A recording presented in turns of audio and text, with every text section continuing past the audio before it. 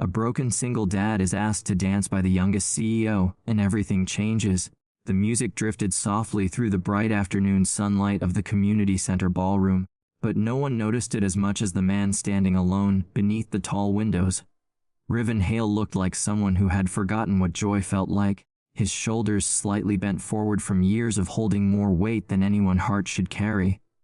He didn't belong here among the laughing families and polished floors. His worn shoes and tired eyes made that painfully obvious.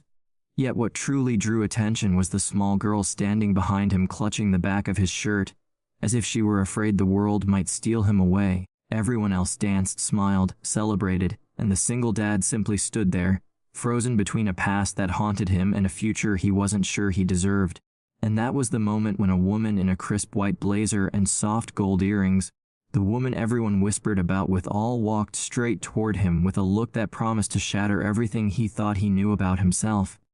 Lyra Ashford, the youngest CEO in the region, stopped in front of him, watched him as if she could see the battles inside him, and said the words that made every head turn: "Dance with me before you regret it."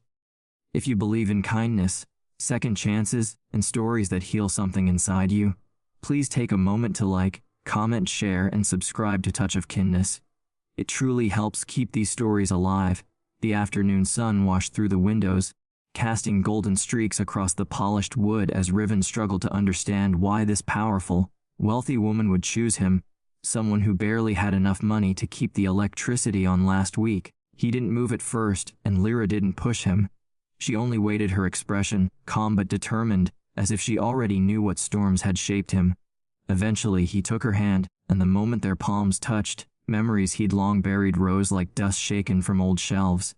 Years earlier, Riven had lost his wife, Mariel, to an unexpected illness that emptied their savings, drained his hope, and left him raising their daughter, Aina, alone. The grief had settled over him like permanent fog, and though he kept moving, working construction shifts, cleaning at night, doing whatever it took, he had forgotten how to live. Joy felt like betrayal, happiness felt like something stolen from the life he once had, and dancing that felt like standing too close to who he used to be. Lyra sensed his hesitation, but she didn't pull away. Instead, she stepped into the sunlight and guided him gently across the floor. Something about her presence made his thoughts slow down, made the noise of the world fade just a little. She was calm, collected, graceful in a way that wasn't about perfection, but rather control she had fought to earn. She didn't need rescuing. She didn't beg for attention. She simply existed with a quiet strength that felt strangely familiar. But Riven didn't know what others whispered about her. He didn't know that LRA's success came at the cost of a childhood where she was left behind by people who promised to stay, or that her mother had been a housekeeper who raised her alone while dreaming of better days. He didn't know that Laura built her empire from sleepless nights and silent sacrifices. He only knew that she looked at him, not his worn clothes, not his calloused hands, not the pain he tried to hide, but him, and in a world that often saw him as invisible.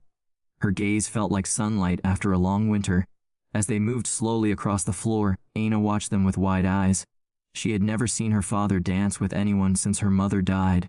The child's small fingers rubbed the ribbon on her dress, twisting it nervously.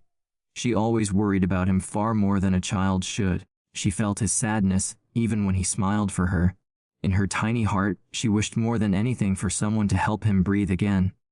Someone to remind him that life didn't end when pain began. The music swelled softly, and the crowd faded into the background.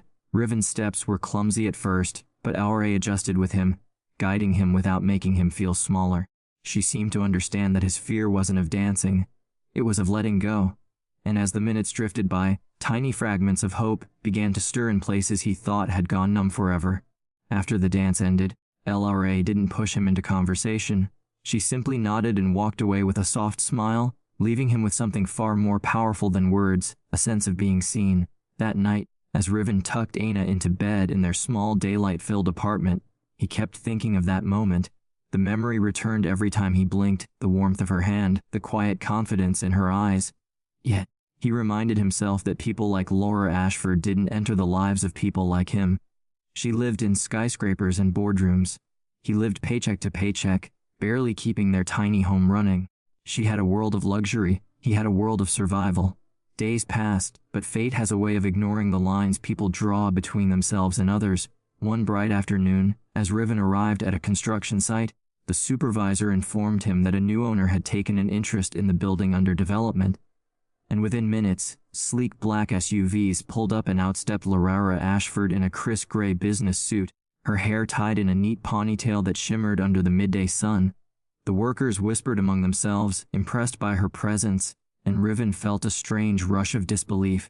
Somehow the universe had placed them in each other's path again. Lyra's eyes swept across the group, but when they landed on Riven, something softened in her expression of familiarity, a recognition, a quiet understanding. She approached him with the same calm confidence she had shown during their dance. She asked him questions about safety, structure, and deadlines, but she also asked something no one else there did, how he was doing. The question startled him. People asked about work, not about the man behind it.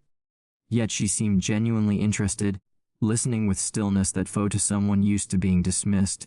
Over the next week, Lara visited the site several times, always during the brightest hours of the day, and Riven found himself looking forward to her presence more than he expected.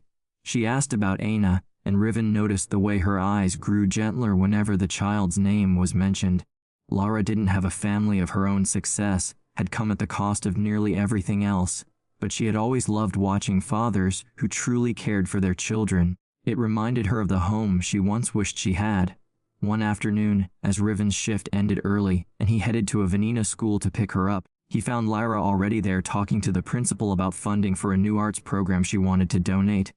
The sun illuminated her blazer in soft golden hues, and Aina smiled instantly upon seeing her. Children were intuitive. They sensed goodness long before adults admitted it. A tugged Riven's sleeve, whispering that Lara looked like an angel who forgot her wings at home. Their connection deepened slowly, built on small moments, sharing lunch at the park with Aina, discussing the pressure of responsibility in the warm daylight, laughing quietly at the child chasing pigeons across the grass. Lyra never acted above them, never hid behind her title. She blended into their world with surprising ease, and Riven found himself opening up in ways he never had since Mariel passed. But just when everything began to feel possible, the world reminded Riven of who he believed he was. Rumors began spreading among workers that Riven was only getting attention because Lyra patted him. Others whispered that he was trying to use her for money. Riven heard every comment, every mocking laugh, and each one chipped away at the fragile confidence he had started to rebuild. Old wounds reopened, wounds of being judged for not providing enough, for not becoming the man he wanted to be, for losing everything once already. He began pulling away. He avoided Lyra, made excuses at the site, and left quickly whenever she arrived. When she called, he let the phone ring. When she approached him at the park, he claimed he was busy. Lyra noticed the change instantly. People like her had been abandoned. Before, she recognized distance the way sailors recognized storms. One bright afternoon, after nearly a week of silence from him, Lyra found River sitting alone on a bench near the community center where they first danced. The daylight shimmered across the quiet street, and the air smelled faintly of blooming jasmine. She approached slowly, understanding that something had broken inside him again. Riven didn't look at her when she sat beside him.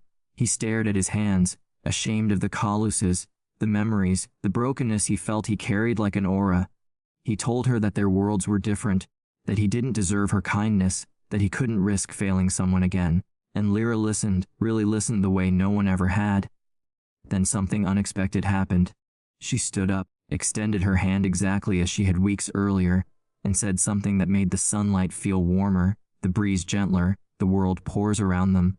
She told him that healing wasn't betrayal, that second chances weren't gifts but choices, and that regret grows wherever courage is abandoned. And then she said the same words that changed everything the first time. Dance with me before you regret it. This time when she said it, her voice trembled, not from fear, but from hope. Riven looked at her hand, then at her eyes, and something inside him shifted.